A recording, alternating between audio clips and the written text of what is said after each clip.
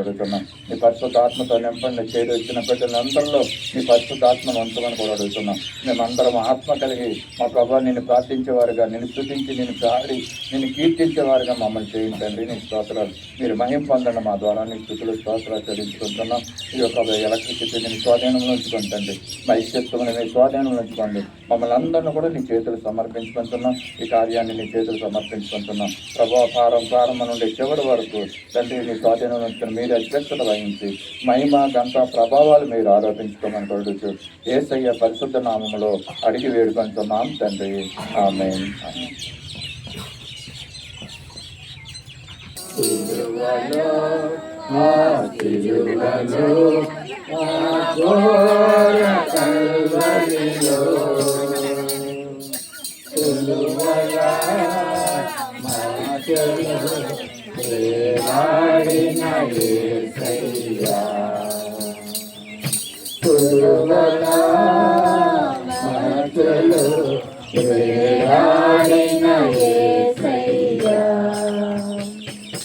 వదకు సిద్ధమైన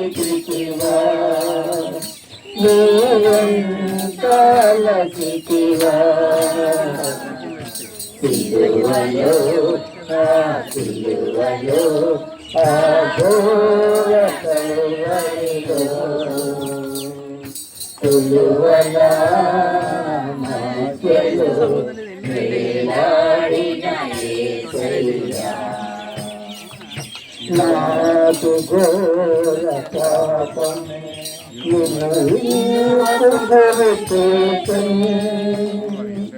నాకు దోషమెన్నో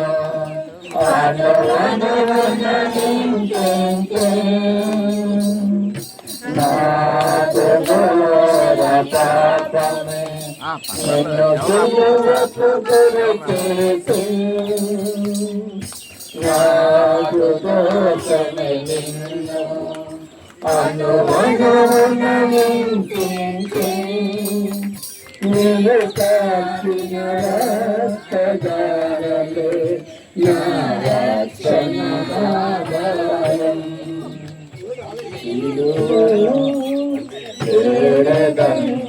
విరిగిన హృదయమును విలువను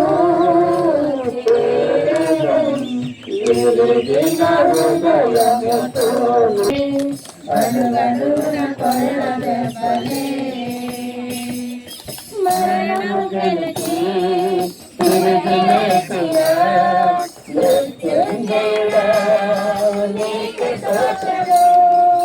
మరణము గెలిచి తిరిగి లేచిన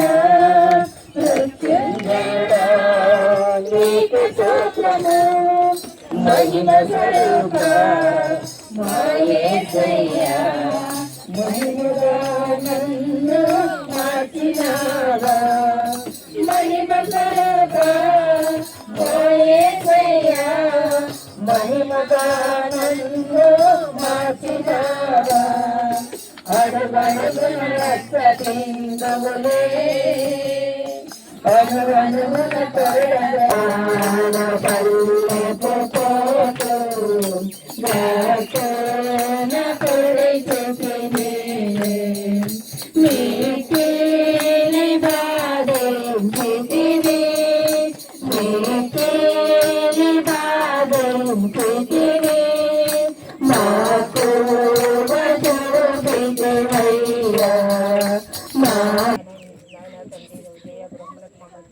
విధానాన్ని బట్టి మీకు వందనాలు ప్రభా రాజ్యానికి వందనాలు సాయంకాలం సమయంలో ప్రభా మీ సన్నిధానం మనకు వచ్చి ఉన్నాం ప్రభా మీరు ఇచ్చిన సమయాన్ని బట్టి మీకు వందనాలు సహవాసాన్ని బట్టి మీకు వందనాలు నేను స్థలాన్ని బట్టి మీకు వందనాలు ప్రభా వచ్చిన బిడ్డలందరినీ కూడా మీ చేతికి అప్పగిస్తున్నాను రాజా మరి పాటల్లో మీరు గ్రహం పొందుతున్నారు మీకు వందనాలు ప్రభా వాటిని పరిచయంలో కూడా ప్రభా మీరు మాత్రమే మాట్లాడమని వేడుకుంటున్నాను ఆయన బిడ్డను అభిషేకించి ప్రభా ఏడంతల ఆశించేది ప్రభా ఆయన మీరు మా కోసం అసలు మీద పడినటువంటి శ్రమను మీరు జ్ఞాపకం చేసుకొని మా జీవితాల్లో ప్రభా మిమ్మల్ని మేము నేను ఇంకెప్పుడు కూడా శ్రమ పెట్టకుండా ఉండాలనేటువంటి ఉద్దేశంతో ప్రభా మేమందరము మా బ్రతుకులు మా జీవితాలు మా ప్రవర్తన మా యొక్క తలంపులు మా యొక్క ఆలోచనలు అన్నీ కూడా ప్రభా మార్చుకొని ప్రభా నేను మీ సన్నిధానంలో మేము పరిశుద్ధంగా పవిత్రంగా పద్ధతిగా క్రమంగా నేను జీవించడానికి మీ కృప చూపించమని పెట్టుకుంటున్నాను ఆయన తండ్రి అలాగే నిత్య కుటుంబాన్ని కూడా జీవించి ఆశీర్వదించండి వారికి ఇచ్చిన వార్తలను బట్టి ఆయన ప్రభా అలాగే నాయన తండ్రి నాయన అల్లుని బట్టి మనం చూస్తూ ఉండి కూడా మధ్య మధ్యలో ఎందుకంటే ఆమె వివాహం అయిన తర్వాత వెంటనే ఆ ప్రెగ్నెన్సీ రావడం గర్భం ధరించడం దేవుడు యొక్క కృపను బట్టి అలాగే ఆ బిడ్డని ప్రసవించటం తర్వాత ఆ చంటి బిడ్డను మరి ఆయా ప్రదేశాలు తిప్పడం మరి అత్తగారింటికి అక్కడికే తిరగడం ప్రయాణాలు చేయడం మరి ఆ బిడ్డను తీసుకుని హాస్పిటల్స్కి వెళ్ళడం ఎన్నో మరి 1-2 సార్లు అయితే సాక్ష్యం కూడా మన సంఘంలో ఆమె తెలియజేసింది కదండి. మరి ఆ బిడ్డ తర్వాత మరలా ఇంకొక బిడ్డ దేవుడు అనుగ్రహించాడు. అది ఎంతో ధన్యత. మరి ఆమెకు 2 బిడ్డల్ని దేవుడు అనుగ్రహించాడు. కానీ ఇది ఎంతో కష్టంతో కూడినటువంటి పని అండి. ఆమె బిడ్డల యొక్క తల్లే కాదు, అలాగే అమ్మమ్మ గారు అయినటువంటి మరి జయ కూడా మరి ఎంతగానో ఆ యొక్క బిడ్డల గురించి ఎంతగానో కష్టపడ్డారు, శ్రమించారు. మనందరికి తెలుసు. ఆమె ఒక పక్కన పని చేసుకుంటూ జయ మరి ఆ యొక్క వర్క్ని చేసుకుంటూ మరి బిడ్డలని గురించి కూడా ఎంతో సహాయకారిగా ఉంటూ ఎంతో శ్రమించింది. ఆమె కూడా నిజంగానే స్త్రీగా ఒక దీనురాలుగా దేవుడు మరి అటువంటి దీనుల పట్ల దేవుడు తప్పకుండా సహాయం చేస్తాడని పూర్తిగా నేను నమ్ముతున్నాను. మరి ఎన్నో బాధలతో మరి వారి ఆ కుటుంబాన్ని నడిపించుకుంటుంది హరిత. మరి దానికి సతీష్ కూడా ఎంతగానో సహాయం చేస్తున్నాడు. ఆ బిడ్డ దేవుని భక్తిలో ఉన్నటువంటి వ్యక్తి కాను కాబట్టి మరి ఎంతగానో వారు ఇద్దరు కలిసి ఆ కుటుంబాన్ని నడిపించుకున్నారు. హరిత అయితే ఆ కుటుంబాన్ని చెప్పాలంటే ఈదుకుంటూ వెళ్తుందండి. ఎన్నో బాధలు, ఎన్నో కష్టాలతో చెప్పాలంటే ఎన్నో ఉంటాయి అన్నీ. అవన్నీ కూడా చెప్పకుండా ఆమె కూడా దేవుణ్ణి ఎరిగిన బిడ్డ కనుక మరి ఏం చేస్తుందంటే దేవునికి ప్రార్థించుకుంటూ బిడ్డల్ని మరి ఆ యొక్క పాలనలో పెంచుకుంటూ పోషించుకుంటూ ముందుకు వెళ్తూ ఉంటుంది. పరిశుద్ధ గ్రంథంలో నుంచి కూడా కొన్ని మాటలు చూద్దాం. ఎలాగుంటాయి అంటే యాక్చువల్గా వివాహం చేసుకున్నప్పుడు పరిస్థితులు ఎలాగుంటాయి, వివాహం అయిన తర్వాత పరిస్థితులు ఎలాగుంటాయన్నది అపోస్తులుడైన పౌలు పరిశుద్ధ గ్రంథంలో హెబ్రీ పత్రికలో నుంచి 13వ అధ్యాయము 4వ వచనంలో ఒక మాట ఉంటుంది. హెబ్రీ పత్రిక 13వ అధ్యాయము 4వ వచనంలో ఏమంటాడంటే, వివాహము అన్ని విషయములలో ఘనమైనది గాను పానుపు నిష్కలమైనది గాను ఉండవలెను. చాలండి. ఇక్కడ ఏమంటుందంటే వివాహము అన్ని విషయాల్లో ఘనమైనది. మనము వివాహాల్లో ఈ మాటలు మనం వింటా ఉంటాం కదండి. కానీ ఇందాక అదే చెప్పాను కదా, వివాహ సమయంలో సంపూర్ణంగా మన మాటలు వినమండి అండి.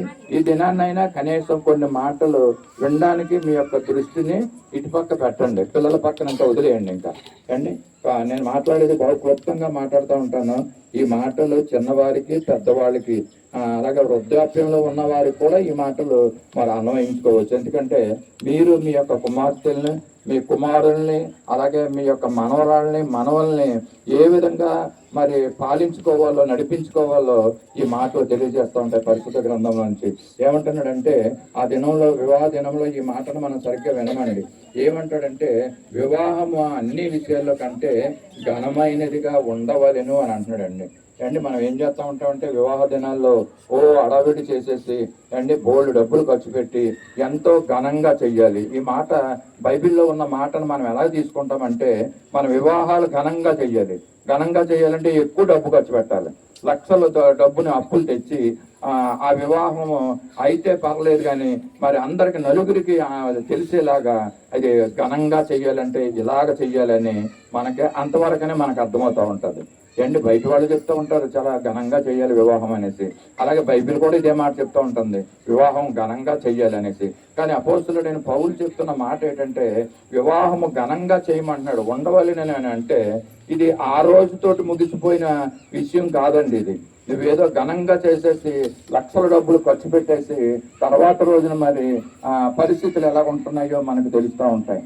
మరి ఆ విచారకరమైనటువంటి ముఖాలు పెట్టుకున్న గృహాల్లో ఉంటున్న పరిస్థితి. ఎందుకంటే తెచ్చిన అప్పును మళ్ళీ ఎలా తీర్చాలనేసి ఆలోచన అయిపోయింది. ఘనంగా అన్నదే ఆ రోజుతోటి వివాహం ఘనత అన్నదే అయిపోయింది. అంటే పౌలు ఏం చెప్తున్నాడంటే ఘనంగా ఉండాలంటే అది వివాహం అయిన తర్వాత కూడా అది ఘనంగా ఉండాలి. ఆ ఒక్క రోజుతోటి ఘనంగా ఉండడం కాదండి.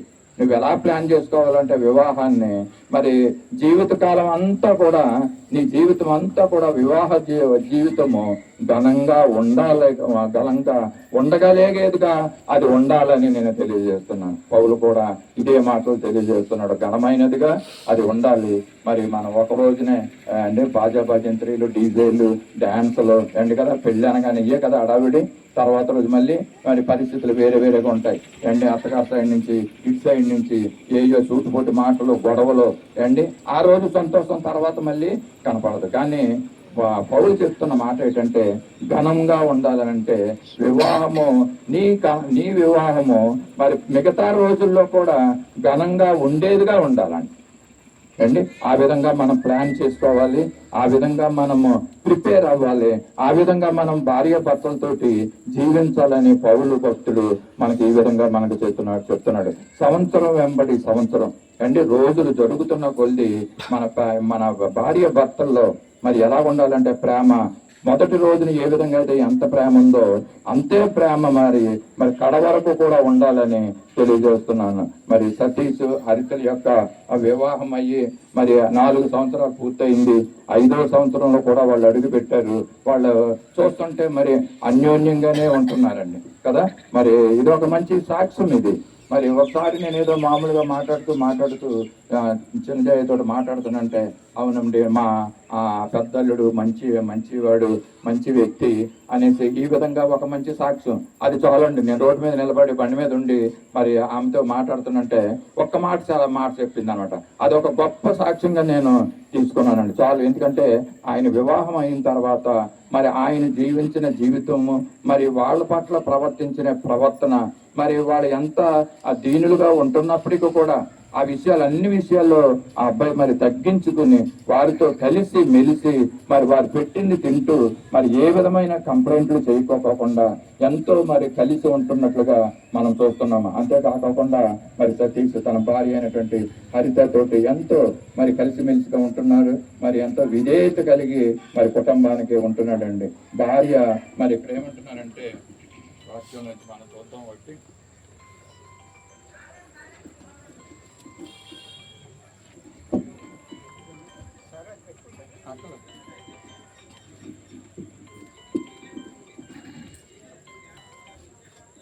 కొరింథీ రాసిన మొదటి పత్రిక 7వ అధ్యాయము 3వ వచనంలో ఇప్పుడు ఈ సమయంలో మరి వివాహము ఘనంగా జరగడం గురించి భార్య భర్తల్ని అపోస్తలుడైన పౌలు ఏమంటున్నాడంటే భార్య భర్తలు ఏ విధంగా ఉండాలి అన్నది. మరి చాలా మంది మనకు తెలుసు సతీష్ హరితకి ఎంతో సహాయకారుడుగా ఉంటున్నాడండి. అలాగే హరిత మరి కుటుంబంలో ఎంత సహాయకారురాలుగా ఉంటుంది. అంటే ఒకళ్ళకి ఒకళ్ళు సహాయం చేసుకుంటూ వాళ్ళు ఉంటున్నారు. చాలా మంచిది. మరి అపోస్తులుడైన పౌలైతే వాక్యంలో ఏమంటున్నాడంటే సహాయకారులుగా ఉండాలి. ఈ సహాయకారులుగా ఉండడమే కాకుండా భార్య నిర్వర్తించవలసిన విధులు కొన్ని ఉన్నాయంట. అలాగే భర్త నిర్వర్తించవలసిన విధులు కొన్ని ఉన్నాయి. ఇవి సక్రమంగా నిర్వర్తిస్తే గనక మరి వివాహ జీవితం ఎంతో అది ఆశీర్వాదకరంగా, అది సంతోషకరంగా ఉంటుందని తెలియజేస్తున్నాను. అపోస్తులైన పౌలు మళ్ళీ కొరింథీ రాసిన మొదటి పత్రికలో 7వ అధ్యాయం 3వ వచనంలో ఏమంటాడంటే భార్య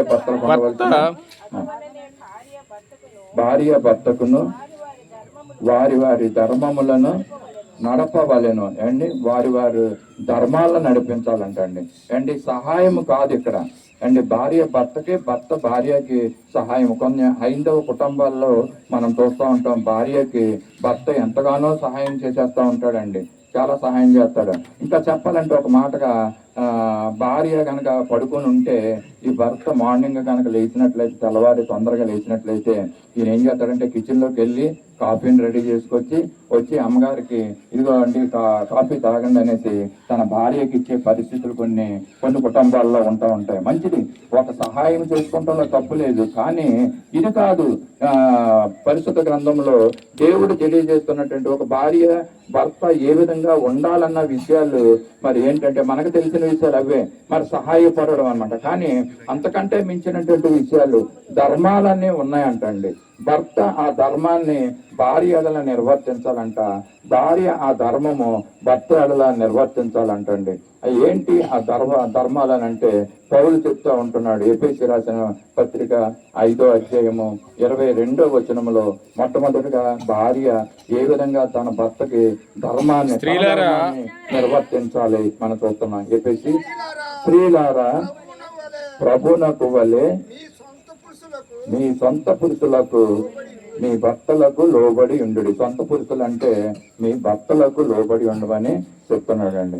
మనం ఎలా లోబడి ఉండాలంటే ఒకరు ప్రభువుకి ఏ విధంగా లోబడి ఉంటున్నారో ఆ విధంగా భర్తకు లోబడి ఉండాలంటండి. అండి మనము అడుగుతున్నాం, ప్రభువుకి మనం లోబడి ఉంటున్నామా అంటే మనల్ని మనం ఒకసారి ప్రశ్నించుకుందాం. అండి మనము దేవునికి లోబడి ఉండగలుగుతున్నామా? దేవునికి లోబడి మనం జీవిస్తున్నామా? దేవునికి లోబడి మన ప్రవర్తన ఉంటుందా? ఇక్కడ పౌలు అంటున్నాడు, మరి ఆయన ఏమనుకుంటున్నాడంటే స్త్రీలందరూ కూడా ప్రభువుకు లోబడిపోయి ఉంటున్నారు అనేసి అనే ఉద్దేశంతో ఓవర్లుక్ మీద ఆయన ఏం చేస్తున్నాడంటే ప్రభువుకి ఎలా మీరు లోబడి ఉంటారో మీ సొంత పురుషులకు కూడా అలా లోబడి ఉండండి అనేసి మరి ఆయన చెప్తా ఉంటున్నాడు. అండి మరి ఫస్ట్ ఆఫ్ ఆల్ మనం ప్రభువుకే పూర్తిగా లోబడి ఉండం. ప్రభు భయభక్తులు ఉంటున్నట్టుగా సంపూర్ణంగా నాకు కనపడతలేదు. నాకు కొంతమంది జీవితాల్లో చూస్తుంటుంటే అండి ప్రభు యొక్క భయము మరి వారి జీవితాల్లో కనపడదు. ప్రభు అంటే ఒక వణుకు వారిలో కనపడదు. మరి అంత నిర్లక్ష్యమైనటువంటి పరిస్థితులు ఉంటున్నాయండి. పౌలు అంటాడు ప్రభువుకు మీ ఏ విధంగా అండి ఈ విధంగానే. అవును, మన ప్రభువుకు కూడా నిర్లక్ష్యమైన స్థితిలోనే మనం ఉంటున్నాము. ఆ విధంగా మన సొంత పురుషులకి మన భర్తలకు కూడా ఆ విధంగానే మనం ఉంటున్నాము అండి. అదే నిర్లక్ష్యమైనటువంటి వైఖరి అండి. నువ్వు ప్రభువుకే నువ్వు భయపడతావు, లేకపోతే నువ్వు భర్తకేమైనా భయపడతావు నువ్వు ఇంకా అండి. ఈ రోజుల్లో మరి గృహాలు మరి కుటుంబాలు మరి చీలిపోవడానికి విచ్ఛిన్నం అవడానికి కారణం ఏంటంటే ఇది ఒక ముఖ్య కారణం. పౌలు గారు ఎంతో అనుభవజ్ఞులుగా మరి ఈ మాటలో రాస్తున్నాడు. ఏమంటాడంటే ప్రభువుకి దేవునికి నువ్వు ఏ విధంగా లోబడతావో ఆ విధంగా నీ భర్తకు నువ్వు లోబడాలని మరి ఇక్కడ తెలియజేస్తున్నాడు. స్త్రీలైన వారు ఇక్కడ ఎక్కువ మంది ఉన్నారు. ఇప్పటికైనా ఈ మాట మీకు అర్థమైందని అనుకుంటున్నాను. ప్రభువుకి అవునండి నేను ప్రభువుకి ఏ విధంగా లోబడి ఉంటున్నానో నేను ఆ విధంగా మా భర్తకు కూడా లోబడి ఉంటున్నాను అంటున్నాను. ఎందుకంటే ప్రభువుకు పూర్తిగా లోబడి ఉండడం లేదు అండి. మరలా ఈ మాటను మీకు ఎత్తి చూపిస్తున్నాను నేను అంటే ప్రభువుకు సగం లోబడి ఉంటున్నారు, భర్త కూడా సగమే లోబడి ఉంటున్నారు, సంపూర్ణంగా లోబడి ఉండడం లేదు అండి. ఒక మాదిరికరమైనటువంటి క్రైస్తవులుగా మనం సంఘాల్లో ఈ రోజుల్లో ఉండడం లేదు. ఇది ఎంతో చింత పడవలసినటువంటి విషయం అండి. మరి దేవుడు ఇంకా ఏం చేస్తే మనము ఆయన దగ్గర వణుకుతో భయముతో మనం జీవించగలము? సాయంకాల సమయంలో మరి తెలియజేస్తున్న మాటలు ప్రభువునకు వల్లే మొట్టమొదటిగా మనము ప్రభువు గురించి భయభక్తులు కలిగి ఉండాలి. ప్రభు అంటే వణుకు రావాలి మనలోను అండి అనుభవ కలిగినటువంటి జీవితాలు మన ప్రభు గురించి మనం జీవించాలి. అటు జీవితాలు మనం జీవిస్తున్నామా? వినయం గలవారంగా మనం జీవిస్తున్నామా? మాదిరికరమైనటువంటి జీవితాలు మనం జీవించగలుగుతున్నామా? సంఘంలో నిన్ను చూసి వేరే లోకంలో మాదిరిగా ఉండగలుగుతున్నారా? అంటే ఫలానా స్త్రీ ఫలానా వ్యక్తిని చూసి ఈ స్త్రీ చాలా మరి ఎంతో అనుభవంతో మరి వినయమగా మరి విశ్వాసగా ఈమె జీవిస్తుందని చెప్పగలుగుతున్నామా మనము? నేను కూడా వీళ్ళని ఫాలో అవ్వగలనని అనుకుంటున్నామా? అండి మనం వాళ్ళ మాదిరిగా ఉంచుకోవాలి. పౌలు అంటాడు, నేను క్రీస్తుకు మాదిరిగా ఉన్నాననేసి. మీరు నన్ను పోలి నడుచుకోమని చెప్పగలుగుతున్నాడు పౌలు. అండి ఆ విధంగా మనం చెప్పలేము, కానీ కనీసం కొంతైనా మరి దేవునికి లోబడి మనం జీవించాలనేసి ఈ సాయంకాల సమయంలో తెలియజేస్తున్నాను. ఏమంటున్నాడండి? ప్రభువునకు వల్లే మీ సొంత పురుషులకు మీ భర్తలకు లోబడి ఉండమని అంటున్నాడండి. ప్రభువు లోబడినట్టుగా మనం లోబడాలి. ప్రభువుకు లోబడదాం మొట్టమొదటిగా, తర్వాత మన యొక్క భర్తలకి మనము లోబడి ఉండాలని మనం తెలియజేస్తున్నాను. ఇప్పుడు భర్త దగ్గరికి వద్దాం అండి. ఇందాక ప్రభువు గురించి చెప్పాను. ఇప్పుడు భర్తకి ఎంతమంది లోబడి ఉంటున్నారు అండి? భర్త అంటే భయము కలిగిన వారుగా ఉంటున్నారా? దేవుని యొక్క వాక్యం ఇక్కడ చెప్తుంది. నేను కాదు, నా సొంత మాటలు కాదు, నేను పురుషుడిని అవ్వడం వల్ల నేను మాట్లాడతలేదు, కానీ దేవుని యొక్క వాక్యంలో ఉన్న విషయాన్నే నేను ఎత్తి మీకు చూపిస్తున్నాను. నేను భర్తకు లోబడినటువంటి స్త్రీలు ఎంతమంది ఉన్నారండి మన సంఘాల్లో, క్రైస్తవ సంఘాల్లో? నేను హైందవ స్త్రీల గురించి మాట్లాడతలేదు, అన్ని స్త్రీల గురించి మాట్లాడతలేదు. నేను క్రైస్తవులైనటువంటి విశ్వాసరాలు అయినటువంటి స్త్రీల గురించి నేను మాట్లాడుతున్నాను అండి. ఈ స్త్రీలు భర్తకు లోపడుతున్నారా? ఎంతవరకు లోపడుతున్నారు? ఏమండి? పౌలు అంటాడు, నీ భర్తకు లోబడి ఉండమంటున్నాను. భర్తకు లోపడతలేదు కాదు కదా, మరి మౌనంగా ఉండడం లేదు కాదు కదా, ఇంకే చేస్తూ ఉంటారంటే భర్త మీద తిరగబడే వాళ్ళు ఎక్కువ మంది ఉంటున్నారండి. స్త్రీలు యొక్క ఆధిపత్యము ఏంటంటే అది ఆధిపత్యాన్ని తీసుకుంటా ఉంటారు స్త్రీలు ఎక్కువగా అండి. పురుషులైతే ఆ పని చేసుకుంటే ఆ పనిలో బిజీగా ఉంటారు. ఈ స్త్రీలు ఏం చేస్తారంటే వీళ్ళ ఆలోచన ఏ విధంగా మరి నేను ఆధిపత్యంలో ఉండాలి అనే ఆలోచన వాళ్ళ బుర్రలో మెదులుతూ ఉంటుంది అనమాట అండి. ఒక రకంగా చెప్పాలంటే ఆవులాగా అండి. మరి తన చేతిలోకి యొక్క అధికారాన్ని తీసుకుంది అండి. బైబిల్లో ఉన్నటువంటి స్త్రీ తన చేతుల్లోకి అధికారం తీసుకున్న తర్వాత ఏమైందండి? ఎవరు స్త్రీ తన చేతుల్లోకి అధికారం తీసుకున్నటువంటి స్త్రీ ఎవరండి అండి? అవ్వ అండి. ఆమె భర్త గురించి ఇంకా ఆలోచించలేదు. ఇంకా భర్తకు చెప్పాలి అనే గౌరవం కానీ ఒక భయం కానీ ఆమెలో లేకపోతుందండి అక్కడ అండి. తద్వారా లోకానికంతటికి పాపాన్ని తెచ్చిపెట్టినట్టుగా చూస్తున్నాం అండి. అవ్వమ్మ గారు తన చేతుల్లోకి తన యొక్క డెసిషన్ ఆమె తీసుకుందండి, ఆ తీర్మానాన్ని ఆమె తీసుకుందండి. ఇక్కడ చెప్తున్నాడు, ప్రభువులే మీ సొంత పురుషుల భర్తలకు ఏమవ్వాలన్నాడండి? ఇక్కడ లోబడి ఉండమంటున్నాడు అండి. ఎంతమంది లోబడి ఉంటున్నారు?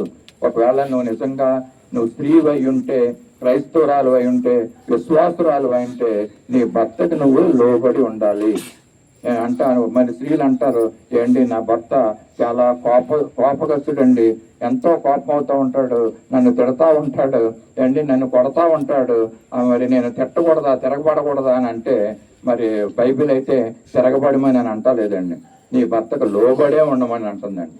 పరిస్థితులన్నింటినీ కూడా చక్కపరిచేవాడు దేవుడండి.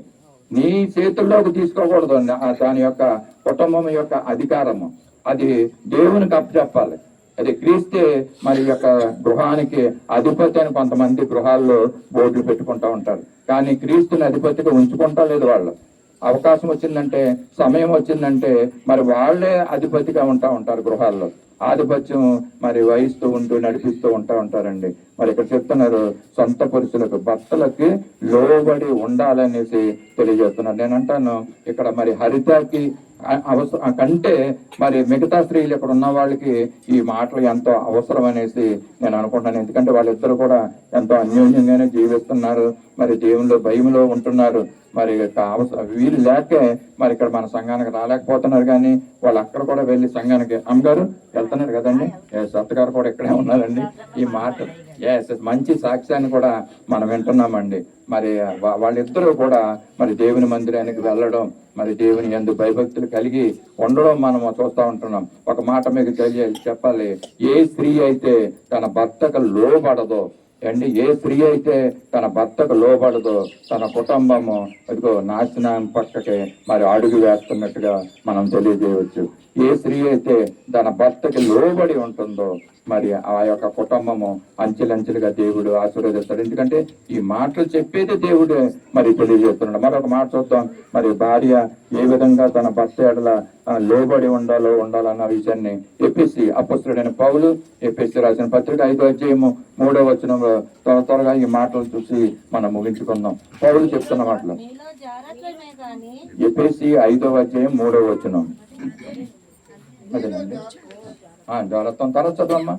ఏ విధమైన అపవిత్రయే గాని లోభత్వమే గాని వీటి పేరైనను ఎత్తకూడదు, ఇదే పరిశుద్ధులకు తగినది. ఇక్కడ ఇంకో మాట చూస్తాం. భార్య అయితే తన భర్త యందు భయము కలిగి ఉండినట్లు చూచుకొనవలెను.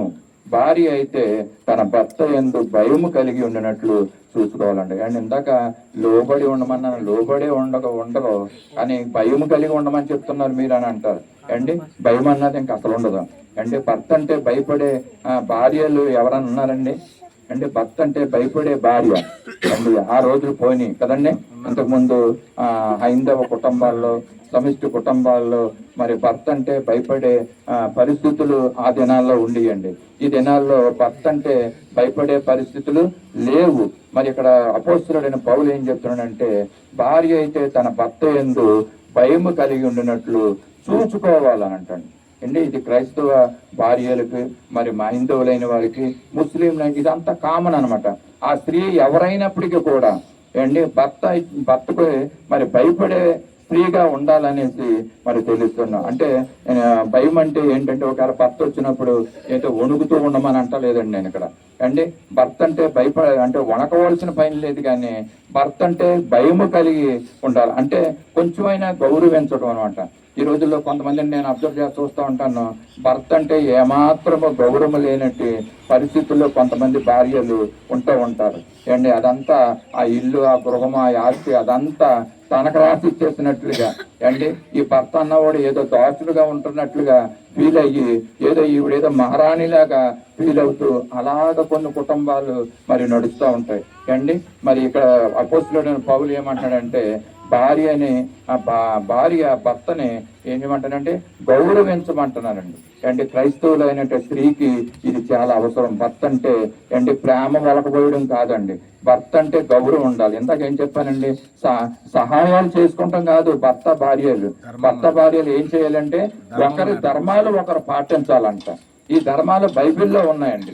ఈ బైబిల్లో ఉన్నటువంటి ధర్మాలు ఒకరు పాటిస్తే ఆ కుటుంబం ఆశీర్వాదకరంగా ఉంటుంది అనేసి ఈ సాయంకాల సమయంలో మీకు తెలియజేస్తున్నాను. మరొక మాట చూసి ముగింపులోకి వెళ్దాం. కొలసీ పత్రిక 3వ అధ్యాయము 18వ వచనంలో చూడండి, భార్యల గురించి ఏం చెప్తున్నారంటే, ఇందాక చెప్పాను భార్య భర్తకి లోబడి ఉండాలి, భార్య అంటే భయం కలిగి ఉండాలి, మీ భర్తలకు విధేయులై ఉండు. చాలండి ఇక్కడ అండి, లోబడి ఉండాలి. జ్ఞాపకం ఉంటుందండి మీకు అండి. నేను చెప్తాను, మీరు భార్యగా మీ భర్తకి లోబడలేదేమో ఏదన్నా సమయాల్లో, ఇదిగో ఇప్పుడైనా మీరు దాని గురించి ఆలోచించాలి అండి. అయిపోయింది కానీ జరగవలసిందన్న మనం చూడాలి. ఇక్కడ ఏమంటున్నాడంటే, భార్యలారా మీ భర్తలకు విధేయులై ఉండమంటున్నాను అండి. విధేయత ఉంటుందా అండి? విధేయులుగా మనము ఉండగలుగుతున్నామా? మన భార్యలంటే ఈయన ఏదో చెప్పుకుంటున్నాడు, మగోడు కాదు ఏదో చెప్తున్నాడు సర్లే అనేసి అన్నట్టుగా నిర్లక్ష్య భావంతో మనం ఉంటే దీనివల్ల వచ్చే పర్యవసానాలు మనము అనుభవించక తప్పదనేసి తెలియజేస్తున్నాను. ఎందుకంటే బైబిల్లో ఉన్న మాటలు మీకు తెలియజేస్తున్నాను. విధేయత మీరు చూపించాలి మీ భర్త. నేను ఇంకా చెప్తాను, ఒకవేళ నీ భర్త తాగుబోతైనా కూడా నువ్వు నీ భర్తకే విధేయత చూపించాలని నేను చెప్తా ఉంటాను. ఎందుకంటే నీ వివాహము మరి దేవుని వల్ల కలిగింది గనక అండి. నీ భర్త నీకు దేవుడు అనుగ్రహించినాడు గనక ఆడు తాగుబోతుడు అయినా కూడా మరి అతనికి నువ్వు విధేయత చూపించాలి, అతనికి నువ్వు లోబడి ఉండాలి, అతనంటే నువ్వు భయం కలిగి ఉండాలి. నువ్వు ఆటోమేటిక్ గా భయపడతావు. ఎందుకంటే తాగుబోతు భర్తలంటే భార్యలు భయపడతారు కదండి, ఎందుకంటే వచ్చి తొంతడు పట్టుకుని భయపడకపోతే గనక కదా. ఈ విధంగా భార్యలు విధేయులై ఉండాలంటండి భర్తలకి.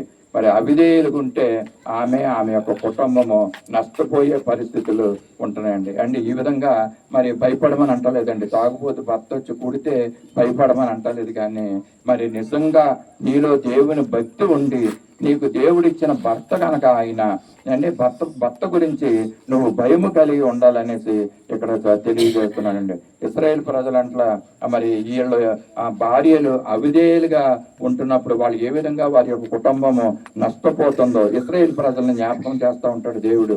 వాళ్ళు కూడా ఎలాగండి అవిధేయులుగా ఉన్నారంట అరణ్యములు. అంటే దేవుని మాటను వినలేదండి, దేవుని మాటను విసిగించారు కదా. ఆ విసిగించడం వల్ల వాళ్ళు ఏమయ్యారంటే కానాను వారి ప్రదేశంలోకి వాళ్ళు చేరలేకపోయారండి, వాగ్దాన భూమిలోకి వాళ్ళు మరి వెళ్ళలేకపోయారు, అవిధేయత చూపించారు గనక. అండి భార్యలైన వారు గనక భర్త ఎడల భయము భీతి లేకోకుండా అవిధేయురాలుగా మరి జీవిస్తే ఇదో దేవుడిచ్చే ఆ యొక్క వాగ్దాన దేశంలోకి ప్రవేశించరండి, భ్రష్టురాలుగా ఉండిపోతా ఉంటారు అనమాట. దేవుడిచ్చే వాగ్దాన ప్రదేశంలోకి మరి ప్రవేశించలేరనేసి మీకు తెలియజేస్తున్నది. అదే మాట హెబ్రీ పత్రిక 3:18 అపోస్తలుడైన పౌలు ఈ మాట చెప్తా ఉంటున్నాడు అండి, విధేయత గురించి అవిధేయత గురించి. అవిధేయులైనటువంటి ఇశ్రాయేలు ప్రజలు మరి ఏ విధంగా వాగ్దాన భూమిలోకి వెళ్ళలేకపోయారో ఆ మాటను మనం తన విశ్రాంతిలో ప్రవేశింపరని ఎవరిని గూర్చి ప్రమాణం చేశాను అవిధేయులైన వారిని గూర్చే కదా. అండి దేవుడు ప్రమాణం చేశాడంటండి. ఈ మాటలు చాలా జాగ్రత్తగా మీరు వినండి. ఆఖరి మాటలు తెలియజేస్తా ఉంటున్నాను. ఎంతో సమయం తీసుకుని మనం ఎంతో కష్టపడి ఈ ప్రాంతానికి మనం ఇక్కడికి వచ్చాం. వచ్చిన వారు మరి మాటలు మనం వినుకోకుండా జాగ్రత్తగా ఆలకించుకోకుండా ఉంటే ఏ విధమైనటువంటి ప్రయోజనము మనకి ఉండదండి. అవిధేయులుగా ఉన్నారంటండి ఇశ్రాయేలు ప్రజలు. దానివల్ల వాగ్దాన భూమిని పోగొట్టుకున్నారంట. దేవుడు ఏం ప్రమాణం చేశాడంటే తన విశ్రాంతిలో ప్రవేశింపరని ఎవరిని గురించి ప్రమాణం చేశాను, అవిధేయులైన వారిని గూర్చే కదా. ఎవరండి ఈ అవిధేయులంటే ఇశ్రాయేలు ప్రజలు. ఏమండి మీరు నేను గనక దేవునికి అవిధేయులుగా జీవిస్తే, దేవునికి విధేయత చూపించకపోతే మరి ఇశ్రాయేలు ప్రజలకి ప్రమాణం చేశాడంట. ఏం చేశాడండి ప్రమాణం? ఇశ్రాయేలు ప్రజలకు ఏమని ప్రమాణం చేశాడు? మీరు వాగ్దాన ప్రదేశంలోకి మిమ్మల్ని ప్రవేశపెట్టనని. కానీ ఇంతగా క్రైస్తవ జీవితాన్ని జీవిస్తున్న మనం దేనికోసం పాటు పడుతున్నామండి? మనము మా దేవుడిచ్చే ఆ పరలోక రాజ్యంలో ప్రవేశించాలని మనం ఎంతగా కష్టపడతా ఉంటున్నాం. దేవుని పాడుతున్నాం, ప్రార్థనలు చేస్తున్నాం, వాక్యాలు వింటున్నాం, ఎంతగానో ఉపవాసాలు ఉంటున్నాము, మరి ఇంకెన్నెన్నో కార్యాలు చేస్తున్నాం. ఎక్కడెక్కడ ప్రార్థనలు అంటే అక్కడక్కడికి వెళ్తూ ఉంటాం. మరి ఎన్నో విషయాలు మనం చేస్తూ ఉండి తీరా మరి దేవునికి అవిధేయులుగా మనం జీవిస్తే మరి ఉపయోగం లేదండి. ప్రయోజనకరంగా మన జీవితాలు మన కుటుంబాలు ఉండవని ఈ సాయంకాల సమయంలో తెలియజేస్తున్నాను. అండి భార్య తన భర్తకు విధేయులై ఉండాలి, జ్ఞానంతో తన కుటుంబాన్ని భక్తి జీవితంలో నడిపించుకోవాలని తెలియజేస్తున్నాను. అండి భార్యలుగా ఉంటున్న వారు అండి ఇప్పటికైనా సమయం మించిపోయింది లేదు అండి. ఇంతవరకు జీవించిన జీవితం పర్వాలేదు, ఇక నుంచైనా ఇదిగో విధేయత చూపించాలంట భర్తకి. అండి లోబడి ఉండాలని దేవుని యొక్క వాక్యం చెప్తుంది కనుక లోబడి ఉందాము, దేవుని యొక్క ఆశీర్వాదాలు మనం పొందుకుందామని సాయంకాల సమయంలో తెలియజేస్తున్నాను. తన కుటుంబాన్ని భక్తి జీవితంలో స్త్రీ నడిపించుకోవాలంటండి. భక్తి జీవితంలో నడిపించుకోవాలి. ఎలాగంటే మరి వాక్యం ఉంది కదండి, జ్ఞానవంతురాలు తన ఇల్లును కట్టుకుంటాదంట. మరి ఇంకొక ఆమె ఎవరు? మూడు రాళ్ళు తన ఇల్లుని కూడా పెరుక్కుంటదండి. ఎలాగుంటున్నాం మనము? జ్ఞానవంతురాలుగా మనం ఉంటున్నామండి. మన ఇల్లుని కట్టుకునే వారంగా మనం ఉంటున్నామా? మన ఇల్లులు మరి పెరుక్కునే వారంగా మనం ఉంటున్నామా? మన గృహాలు ఎలాగున్నాయి? మన ఇల్లులు ఎలాగున్నాయండి? క్రైస్తవులుగా ఉంటున్న మనము, విశ్వాసులుగా జీవిస్తున్న మనము, మన గృహము అంతకంతకు విశ్వాసంలో మరి ఒక్కొక్క మెట్టు మనం ఎదగగలుగుతున్నామా? సాయంకాల సమయంలో మనం చూసుకుందాం. మరి భర్త గురించి మరి భార్య గురించి చెప్పాను, ఏ ధర్మాలు పాటించాలన్న విషయం. మరి భర్త కూడా పాటించవలసిన 1-2 విషయాలు నేను చెప్పి ముగిస్తాను. ఎందుకంటే నేను భర్త గురించి చెప్పలేదనుకో, ఇదిగో ఆయన పురుషుడు కాబట్టి మరి మాకే చెప్పాడు మాటలు, మరి పురుషులకు చెప్పలేదనేసి అంటారు. కానీ పురుషులు కూడా పాటించవలసిన ధర్మాలు అపోస్తలుడైన పౌలు చెప్తాడు. ఎఫెసీ 5:27 చూద్దామండి. ఎఫెసీ పురుషులారా మీరును మీ భార్యలను ప్రేమించుడి. చాలండి, ఇంతవరకు చాలు ఈ మాట. భర్తలు ఏం చెయ్యాలండి? భార్యలను ప్రేమించాలి. మనకు తెలుసు కదండి, ఇస్సాకు తన భార్యని ప్రేమించిన విధానం మనకు తెలుసు. ప్రేమించేటట్టు భర్తలారా మీ భార్యలను ప్రేమించాలండి. కొంతమంది భర్తలు నేను చూస్తాను అంటే ఇతరులకు కనపడేలాగా వేషధారణ కలిగినటువంటి ప్రేమలు ప్రేమిస్తూ ఉంటారండి. అది నిజమైనటువంటి ప్రేమ కాదు అంటే క్రైస్తవుడుగా మరి విశ్వాసిగా మరి పురుషుడైన వాడు తన భార్యని ఏ సమయంలోనైనా ఎప్పుడైనా కూడా ఒకేలాగా మనం ప్రేమించాలండి భార్యల్ని. వేషధారణతో కూడిన ప్రేమ క్రైస్తవులకి ఇది తగదనేసి తెలియజేస్తున్నాను. వాళ్ళు ఎలా ఉంటారంటండి, పగవాడు ఏం చేస్తాడంటండి, లెక్కలేని ముద్దులు పెట్టుకుంటా ఉంటాడంటండి. మేలును కోరిన స్నేహితుడు గాయాలు చేస్తాడంటండి.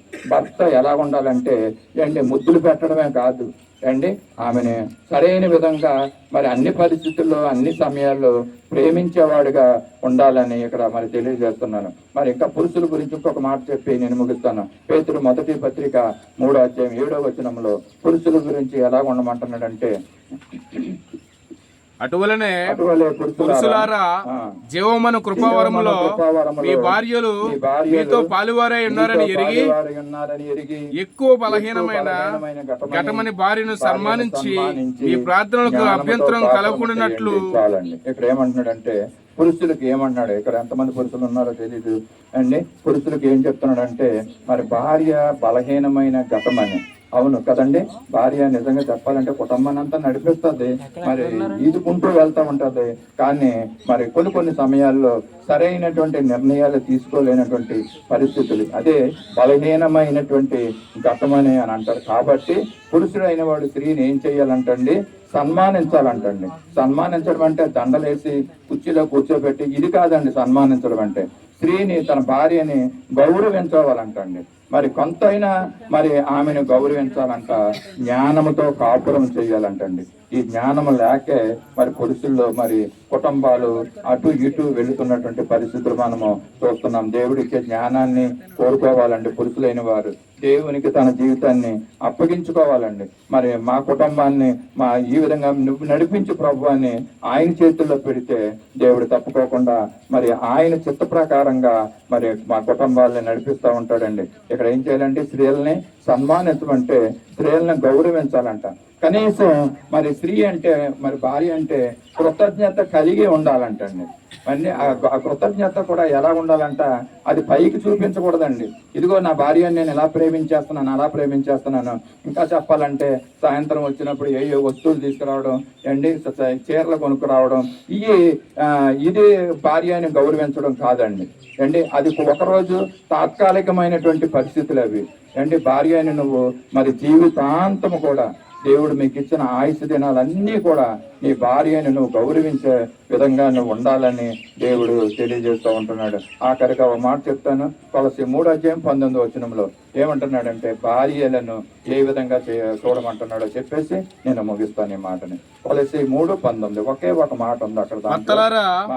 భార్యలను ప్రేమించుడి, వారిని నిష్ఠూర పెట్టకండి. చాలండి అండి. భార్యల్ని ఏం చేయకూడదంటండి, నిష్ఠూర పెట్టకూడదంట.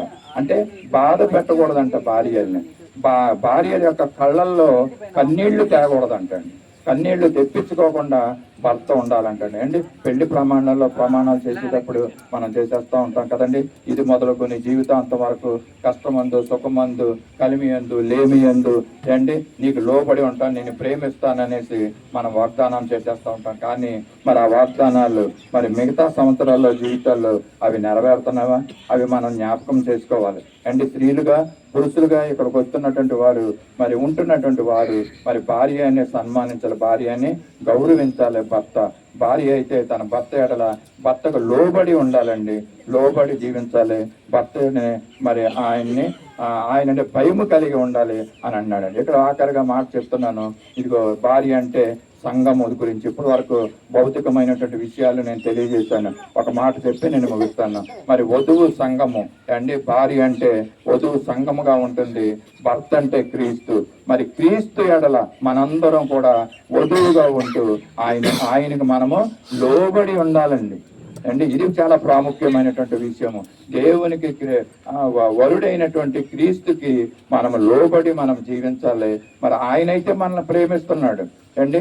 ఆయనైతే మనకి ప్రాముఖ్యత ఇస్తున్నాడు అన్ని విషయాల్లోనూ. మన ప్రేమిస్తూ ఉంటున్నటువంటి ఆ యేసుని మనం ఎలా ఉండాలంటే వధు సంఘముగా ఉండాలి, లోబడి ఉండాలి. ఆయనంటే భయము కలిగి ఉండాలి, ఆయనంటే వణుకు కలిగి మనం జీవించాలి. అటువంటి జీవితాన్ని మనందరం కూడా వధువుగా మనం సిద్ధపడి మన జీవితం దేవుడు అటు రీతిగా మనల్ని జీవించడానికి మనకు సహాయం చేసి ముందుకు నడిపించిన గాక. ఈ మాటలు మన వినికిడిలో ప్రభు దీవించి ఆశీర్వాదకరంగా చేయను గాక.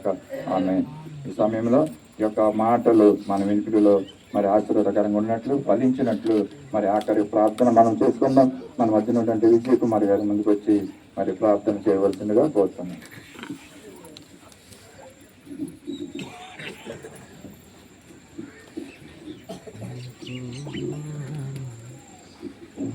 పరిశుద్ధుడైన తండ్రి, ప్రేమగల మా ప్రభా,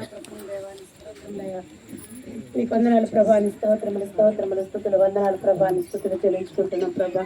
అత్యున్నత సింహాసనం మీద ఆసనుడు అయిన తండ్రి నీ స్తోత్రములు ప్రభా.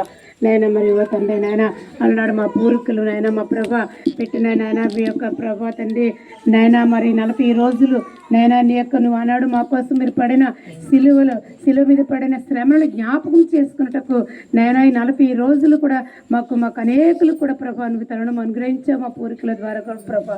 అందుని బట్టి నీ స్తోత్రములు అయ్యా, నీ స్తోత్రములు. ఈ 40 రోజులు కూడా మా ప్రభా నీకు ఇంకొన్ని సమీపస్తులుగా మేము జీవించుటకు ఉండగలుగుటకు మాకు అనుగ్రహించిన ఈ గొప్ప అవకాశం బట్టి నీకు వందనాలు చెల్లించుకుంటున్నాము ప్రభా. నీ స్తోత్రములయ్యా, నీకు వందనాలు ప్రభా, నీ స్తోత్రముల ప్రభా. మరియు తండ్రి నాయన శ్రమల దిన మా ప్రభా తండ్రి 6వ దినం వరకు కూడా మమ్మల్ని కృపలు భద్రపరుచుకున్నాను. నీకు స్తోత్ర కార్యక్రమం ఆరాధన చక్కగా జరిపించుకుంటున్నారు, మహిమ పొందుకుంటున్నారు. మీకు వందనాలు స్తోత్రములు చెల్లించుకుంటున్నాం ప్రభా. నీ స్తోత్రములు దేవా, నీకు వందనాలు. మరి ముఖ్యంగా దినం మా ప్రయాణంలో ఎంతో దూర ప్రయాణంలో మమ్మల్ని కాపాడి క్షేమంగా నాయన సమయానికి కుటుంబ యోధకు మమ్మల్ని నడిపించుకున్నావు సంఘం మధ్యకు. అందుని బట్టి నీ స్తోత్రాలు.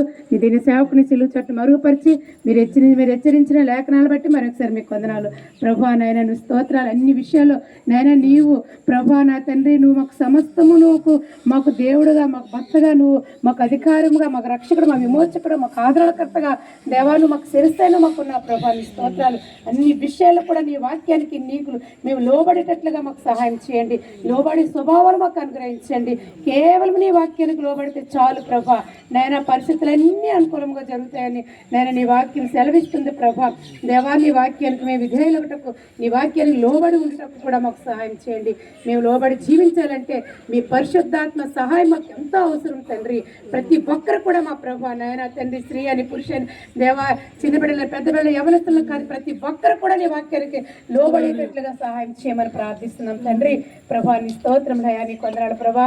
మరియు తండ్రి నాయన మరి చిన్న చేయని బట్టి ప్రార్థిస్తున్నాము ప్రభా. ఆమె జీవితంలో ఎన్నో మేలు చేస్తున్నావు. ఆమె ఒంటరిగా ఉన్న సమయంలో ఎన్నో మరిగా తండ్రి ఆ బిడ్డను ఆదుకుంటున్నావు అంచెలంచెలుగా. నైనానికి స్తోత్రాలు. ఆ బిడ్డ ద్వారా మీరు మహిమ పొందుకుంటున్నారు ప్రభానికి స్తోత్రాలు చెల్లించుకుంటున్నాము. దేవానికి స్తోత్రాలు ప్రభా. తను ఏదో చిన్న పని చేసుకుంటూ కూలి పని చేసుకుంటూ తన 2 కూతుర్లు కూడా ప్రభా నైనా మా ప్రభా తన భయభక్తులు పెంచుటకు మీరు చూపిన కృపను బట్టి నీకు స్తోత్రాలు. నైనానికి వందనాలు స్తోత్రాలు స్తుతులు చెల్లించుకుంటున్నాం ప్రభా.